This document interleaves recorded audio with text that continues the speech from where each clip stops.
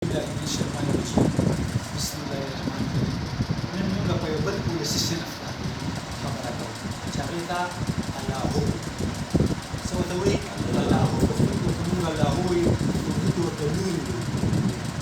اردو کې څه وایي لوی وایي انګلیس کې ورته ډېرې بای وایي ډېرې بای دا په مطلب د دې خبرې دی چې په هر قوم کې دا شته پنجابي کې ورته لیلړي ها پنجابي کې ورته لیلړي وي نو دا په دې باندې موږ خبره کوو د هغه تر مخه د لغت تر مخه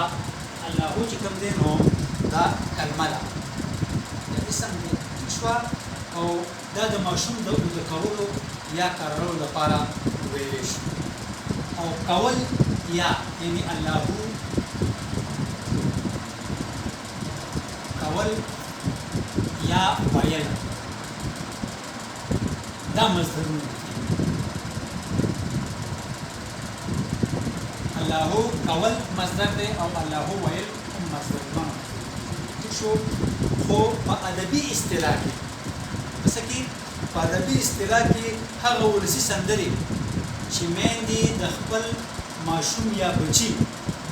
د کولو یا د کلارولو لپاره وایي هغې ته الله ویلی شي هغه ولسي سندره چې مورې د خپل بچي د اوده کولو لپاره یا د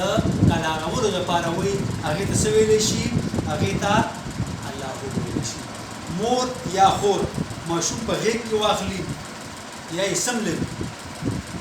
او دا ستاسو موږ ټولو تجربه ده او په مزه مزه یې ټپوي الله هو شا الله هو دا خو تشویق ده نه واو چې دا بلا اسمونه دي دا کنه دا په مزه مزه کوي او ورور ورته دا ملا ټپوي او الله هو ورته وایي شو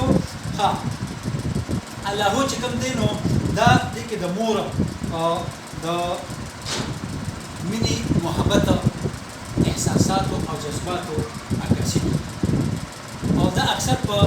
غنغني اواز کې ویل شي دا څنګه موږ هم سندري وایو په خپل ورته کنه دا اکثر په غنغني اواز کې مور خپل بچی ته یا خور خپل ورور ته یا خور ته ماشوم چې عادت کوي هغه ته ویل شي دا اکثر په غنغني اواز کې ویل شي الله هو چې کوم دینه د مور د چې مور څومره به اولاد سره مینه کوي دا غي د مینې دا غي د احساساتو دا غي جذباتو دا غي د خواخوږۍ اندازه لګي خو په دې کې د خور هم یو ډېر لوی کردار دی د خور د جذباتو او احساساتو هم یو لویه برخه په دې الله هو کې شامل دی خور چې کله خپل ماشوم ورور یا خپله خور وکوي او په کوم انداز سره هغې ته دا چې ماشوم ته تکلیف ونه رسي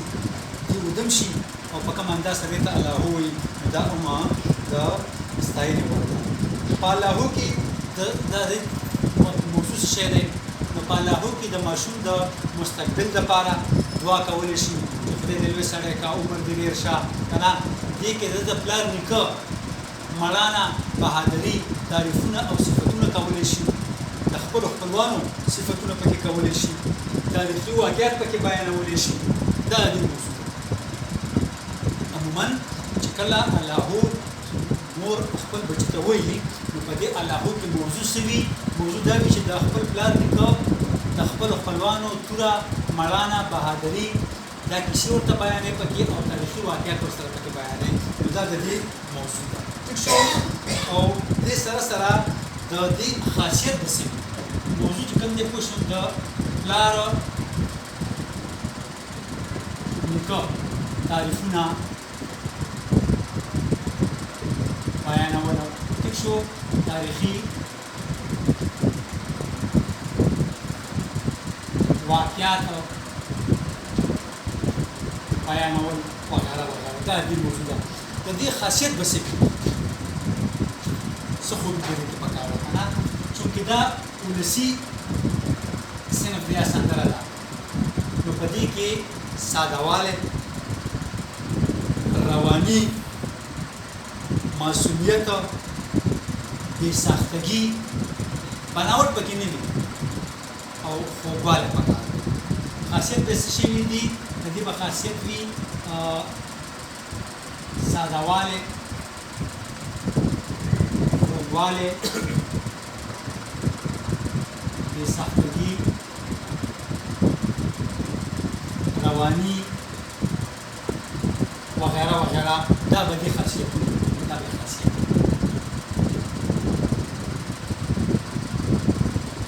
دا موضوع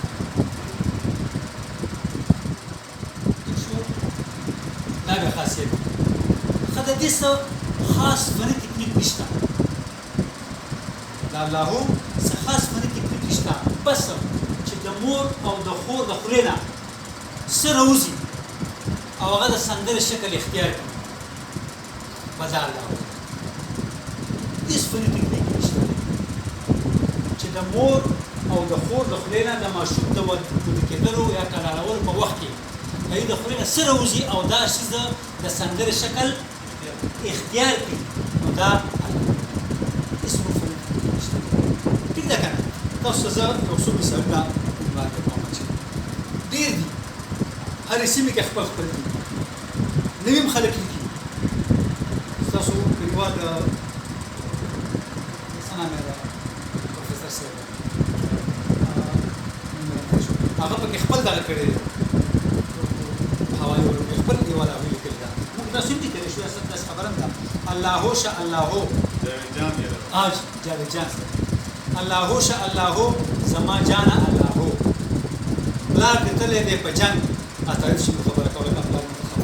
پلار دې تللی دی په جنګ د وطن په نام و ننګ یو ټوپک په غاړه وړي بله توره یې تر څنګ او لویوم دې په خوارو الله شه الله لویوم دې په خوارو الله شه الله یو بل مثال هم دی دا چې الله شه الله یوه زرې دي د مور پلار دې نشته دی په کور زمری محاور ته وګورئ یوه زرې څنګه ښکلې محاوره استعمال کړې ده یوه زرې دې د مور پلار دې نشته دی په کور نه مې خور شته نه مې مور هم صحرا کوم هم کور دې مثل ته وګورئ څومره زبردسته مثله هم صحرا کوم کور نه بهر کارونه پټۍ وغیره هم کوم او کور کار هم کوم لګیم الله شه الله نو زموږ په پښتنو کې بلکې دا کوم په ماشومانو کې داسې کم ماشومانو چې الله نه مرحله تېر شوي دي بلکې موږ تاسو هم خبرې ته مو خیال دی موږ بیا دا خبره وکړو چې الله چې کوم دی دا یو اولسي ادبي صنف دی او په دې کې دا اصطلاحي د ادب په اصطلاح کې الله هغه سندرې ته ویلی شي چې مور یا خور خپل بچی یا رور د وده کولو یا قرارولو په وخت وایي د دې د خولې نه چې څومره وځي او دا د سندرې شکل اختیار کړي دا الله موضوع دا ده چې په دې کې د پلار نیکه د خپلو خپلوانو توره مړانه بهادري بیانولی شي تاریخي واقعیت بیانولی شي او خاصیت دا چې د ولسي سندرې په اړه کې دا به عوامي ژبه به عوامي وي انتهایي عوامي او سړي روانه ساده خوږه او بې ساخته وي بناوټ به پکې نه دا د دې خاصیت اوس که ستاسو په ذهن کې